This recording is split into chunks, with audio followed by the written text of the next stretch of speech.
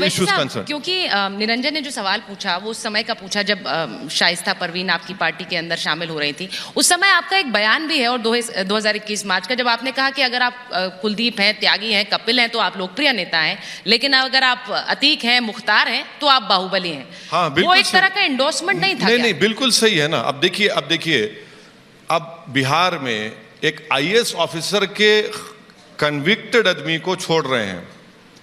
क्या उत्तर प्रदेश में सिर्फ जिन लोगों का आपने नाम लिया वही बाहुबली है, दूसरे बाहुबली नहीं है ना? बिल्कुल है। मगर हम ये कह रहे हैं कि आप उन पर भी तो कार्रवाई करिए। पर जब आप अतीक मुख्तार को बाहुबली है कहकर, आप उनको बाहुबली क्यों कह रहे हैं कहकर सभाओं को संबोधित करेंगे, तो आप उनको एक तरह की क्लीन चिट एंडोर्समेंट देंगे? नहीं, कोई उनको उस वक्त तक अतीक का कन्विक्शन नहीं आया था। अतीक का कन्विक्शन तो अभी आया, उनके भाई का। उस वक्त कन्विक्शन नहीं था। 100 से ज्यादा एफआईआर थी।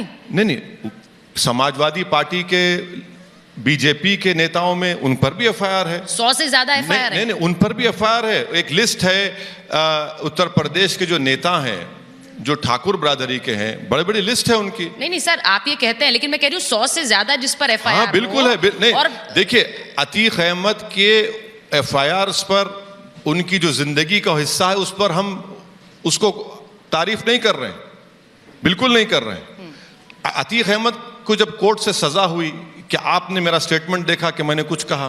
नहीं कहा हमने। जब उनका एनकाउंटर हुआ पुलिस कस्टडी में, उस वक्त हमने उसको कंडेम किया। अबे लाइव चैनल पर आप जाकर गोली मार रहे हैं। और मेरा आज भी मानना है कि जिन्होंने ये काम किया है ये एक टेरर मॉड्यूल है। आप बताइए कि 16 लाख के वेपन्स उन लड़कों के पास कैसे आते हैं जिनकी माँ के घर के छत नहीं है, झोपड़ी में रहती है माँ उनकी, और इतनी शुरू तरीके से, इतनी प्रैक्टिस उन्होंने। मैं भी थोड़ा बहुत शूटिंग जानता हूँ, जबान की भी जानता हूँ, वो भी जानता हूँ। तो उसमें कम से कम उन्होंने 200 राउंड फायर किए होंगे प्रैक्टिस करने के।